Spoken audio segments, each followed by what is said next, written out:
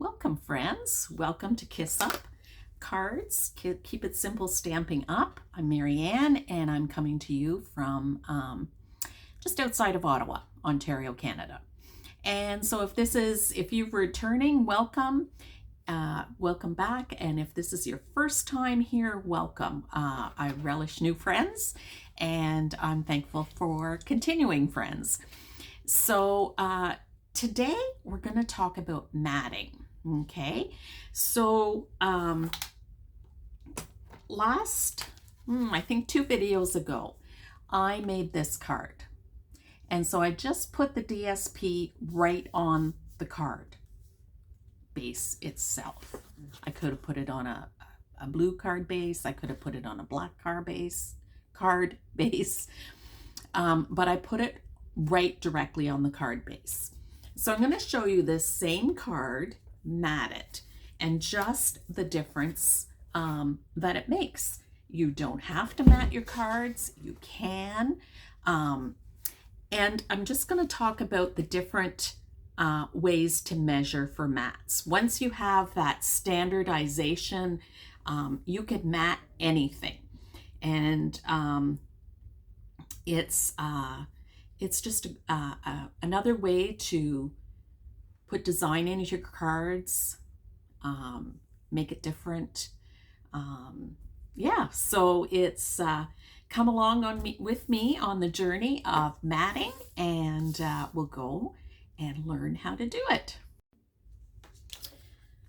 Okay, so I've got my white card bases, and this card is 4 1/4 by 5 1/2. Okay, so when I go to mat it, I want to think about, okay, am I going down by 1/4, by 1/2 inch? So I've got 4 1/4, and sometimes for me, writing it down is helpful. So I go, my card is 5 1/2 by 4 1/4. So if I'm going down by 1/4 inch, then I'm going to go to 5 1/4 by 4. Okay, so that's what I'm going to cut the Night of Navy. Now I could go down by 1/4 inch or 1/2 inch, and that just leaves a bigger border. This, I'm just going to have a smaller border.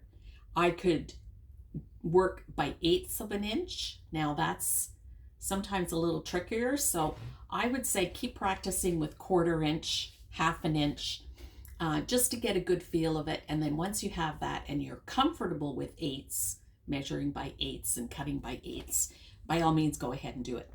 If you're already there, great. Okay, so I'm going to do 5 1/4. Okay, and always cut up so your paper doesn't move. And then I'm going to do 4. So you would be able to get 4 bases, 4 mats out of each piece of cardstock. And this, don't throw away, because you can always use that, okay? So I only need 1 for now, but I got 2 out. Okay, so then I need to cut my designer series paper, my pattern paper. So I cut the mat to 5 1/4 by 4. And now I want to put this on so that I have a blue border around this paper. So I'm going to go down by another 1/4 inch. So I'm going to cut it by 4 3 3/4. Okay, so you're just going down. So, remember fractions in school? Well, yeah, you're still working with them. Okay, so we'll cut the 5 inches first of the pattern paper. The 5 inches. Always keep your scraps because you can use them for something else. The inside of the card, the envelope. And then I'm going to cut this to 3 3/4. Okay, to 3 3/4. So there's this, and this is going to get matted onto the blue. And you see how the blue just goes around it? It makes the blue snowflakes pop out. And then it is going to go on the card like this with a little bit of white. Okay, so I'm going to glue that up.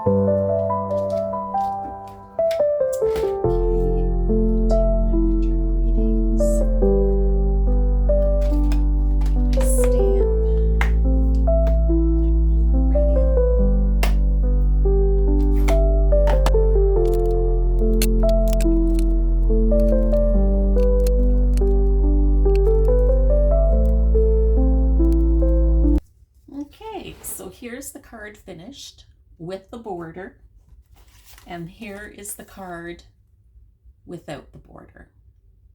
So you can see, well, I'll just put them like this. You can see the difference it makes. Both are beautiful, but it just makes it unique in a different way. So I made some other cards, and for this one, I did 1/8 of an inch. So you can see the blue and then the white and then the pattern paper. So it's just 1/8 of an inch. So it's a very thin line. I had shown you these cards. This I mounted on a red, whoops, upside down, mounted on a red. And this one I mounted on a green behind it. So just another way to do your cards.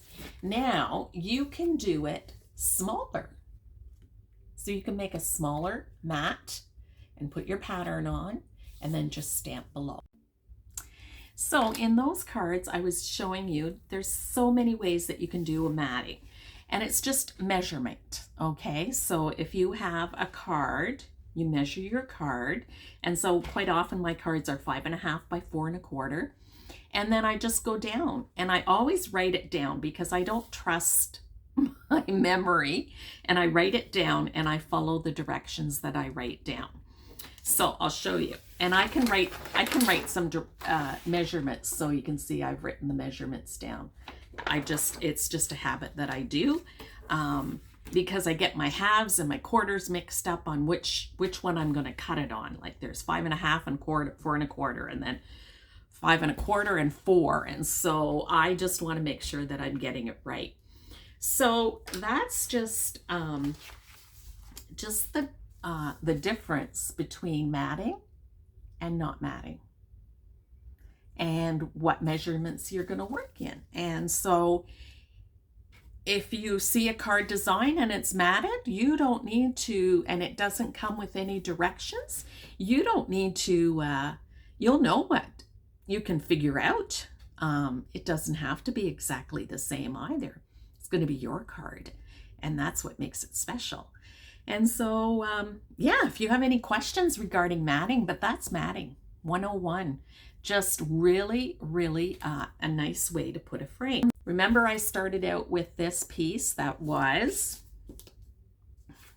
looking at my measurements, 5.25 by 4. Okay, so that's my mat, and I'm going to get this ready for another card. But what I'm going to do is show you how to get more bang for your buck by doing a simple little trick. Okay, it's the magic of making cards. So I have a punch here. This is a label punch. I have a number of punches, and we're going to go through punches in future videos as well. But what you can do, whatever you have, if you have another system from scrapbooking your days or whatever, and you can cut out the center, by all means do it. So what I'm going to do is I'm going to just slide my paper in, and I'm going to make sure that I leave room for enough pattern around the outside edge. And there I've got one label out, and I'm sure I can get a second one out as well. Now you're going to say, well, that's got holes in it. It's not going to matter because you're going to put your paper in front. You're going to put your paper in front and you're not even going to notice it. You put it on the card, no one's going to know. And you've extended your paper into making labels, another design, you know, whatever your creativity, wherever it brings you. It is so cool.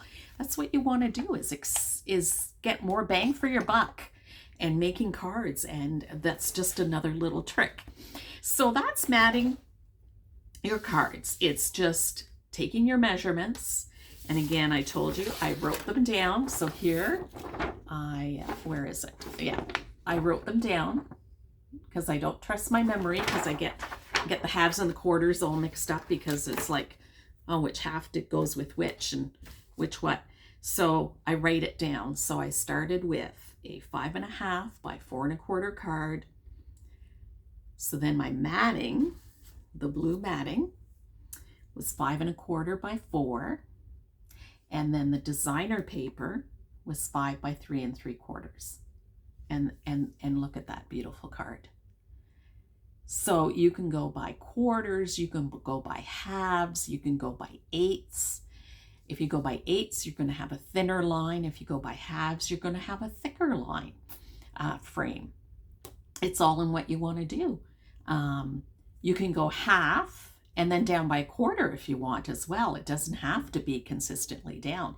You could have a wider frame and just go from there. So there's many possibilities with matting that you could do. And so I'm just going to pop the measurements for 1/4 inch, and then just go from, you can just go from there. It's when you first do it, you think about it, and that's why I write it down. It just helps me to write it down and see it and go from there. It's just it's a neat little trick. So framing, matting our cards, and then we're going to share kindness 1 card at a time. Thank you for joining me.